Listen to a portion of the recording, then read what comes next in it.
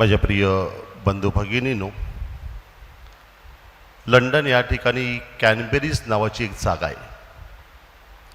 त्या ठिकाणी मठवासी म्हणजे मॉनेस्ट्रीत राहणारे जवळजवळ 12 ते 13 धर्मगुरू काम करतात.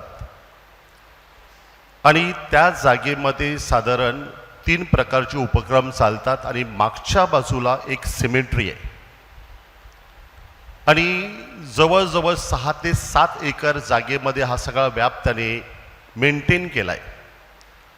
आणि सिमेट्रीची जी जागा आहे त्यामध्ये कमीत कमी 2-2.5 हजार खाचा सर्रास बसतील एवढी प्रोव्हिजन करून ठेवली आहे.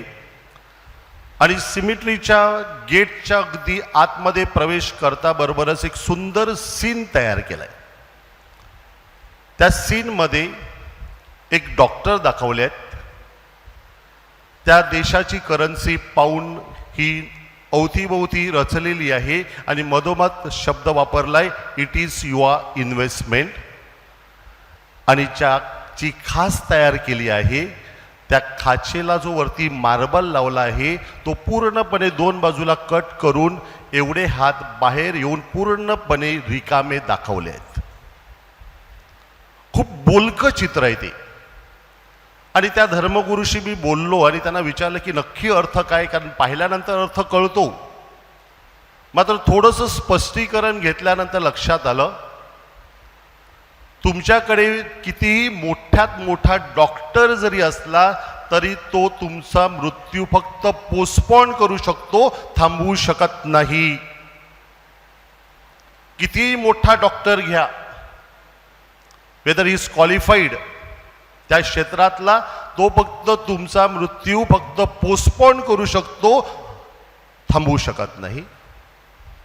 तुमच्याकडे कितीही पैसा असला, किती जमीन असली, किती प्रॉपर्टी असली, किती वैभव असलं आणि किती पुंजी भरून ठेवली, तो तुमचा पैसा ज्या वेळेला मरणाच्या खाटेवर असतो त्यावेळेला तो कामी पडत नाही. तुम्ही पैसा ओतला तरी देखील तुमचा मृत्यू तुम्ही थोड्याशा काळासाठी पोस्टपोन करू शकता, थांबवू शकत नाही. आणि तिसरी गोष्ट, ते रिकामे हात दाखवतात. एकही 5 पैसे न घेता तुम्हाला तो प्रवास करायचा आहे. 5 पैसेही हातात न ठेवता तुम्हाला तो प्रवास परतीचा करायचा आहे. आणि म्हणून ते रिकामे हात, हे जीवनाचं सत्य आहे. तुम्ही किती मेहनत करा, किती कष्ट करा, किती इन्व्हेस्टमेंट करा, किती स्टॉक एक्सचेंजवरती त्या मोबाईलवरती तुमचा आलेख बघा,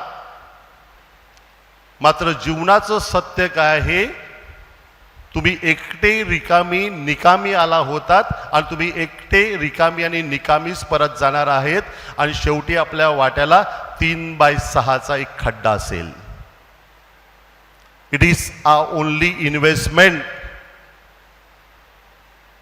3/6चा एक खड्डा, ती जी जागा आहे ही फक्त आपल्या हक्काची आहे आणि ती पण काही काळापुरता आहे आणि नंतर ती दुसऱ्या कोणाची होणार आहे.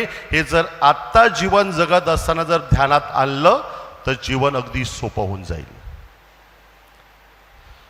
जी व्यक्ती येशूकडे आली होती ना, मला माझ्या वाट्याचा हिस्सा, वतनाचा हिस्सा माझ्या भावाला द्यायला सांगा, येशूचं उत्तर खूप आश्चर्यकारक आहे. येशू सांगतो, पहिली गोष्ट, या बाबतीत न्याय नाही, न्यायाधीश नाही. आणि मला तुमच्या दोघातलं भांडण किंवा जो न्याय करायचा आहे जमिनी बाबतीत किंवा वाटणी बाबतीत, त्यासाठी माझी नियुक्ती कोणी केली आहे? जे तुझ्या हक्काचं आहे ते तुला मिळालं पाहिजे, जे त्याच्या हक्काचं आहे त्याला मिळालं पाहिजे. याच्यातून हा अर्थ निर्माण होतो. जे तुझ्या हक्काचं आहे, जे तुला मिळालं पाहिजे, आणि जे त्याच्या हक्काचं आहे ते पण त्याला मिळालं पाहिजे. त्यामुळे हा न्याय कुठला आला?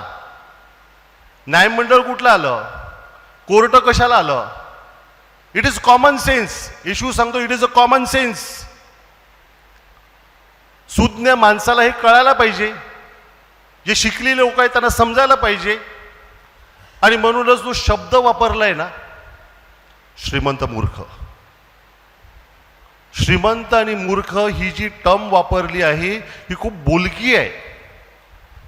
आणि त्यासाठी 4 कारणं फार महत्त्वाची आहेत. येशू ज्या वेळेला सांगतो की श्रीमंत आणि मूर्ख, त्यासाठी येशूकडे पण 4 कारण आहेत.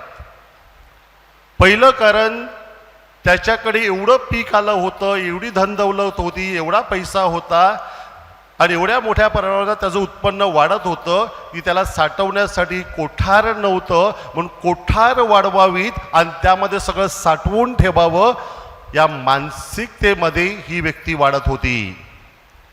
आणि पहिलं कारण काय माहिती आहे? त्याचं कोठार भरलं होतं पण मन रिकामी होतं. लोकांच्या नजरेत त्याचं वैभव पाहिलं, त्याचा बंगला पाहिला, त्याची गाडी पाहिली, त्याची प्रॉपर्टी पाहिली, त्याची बँक बॅलन्स पाहिली, त्याची इन्व्हेस्टमेंट पाहिली, त्याचं राहणीमान पाहिलं आणि लोकांच्या नजरेत ही इज अ हाय फंडा मॅन.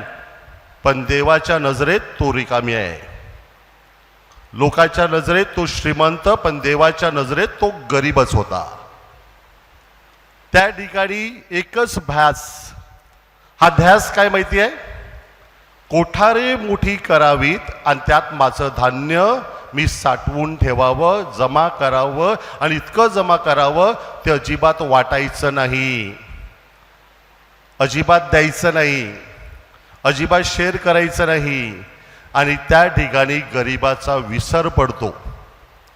जो अडचणीत आहे, जो संकटात आहे, जो आशेने वाट पाहतो आहे, त्याची गरज त्यामुळे भागली जात नाही. हा पहिला मुद्दा. दुसरं कारण खूप भयानक आहे. दुसऱ्या कारणामध्ये एकूण 3 ओव्या अशा आहेत, त्यामध्ये फक्त तो स्वकेंद्रीय आहे. मी कोठार बांधीन, मी जमा करेन, मी पिकवलेला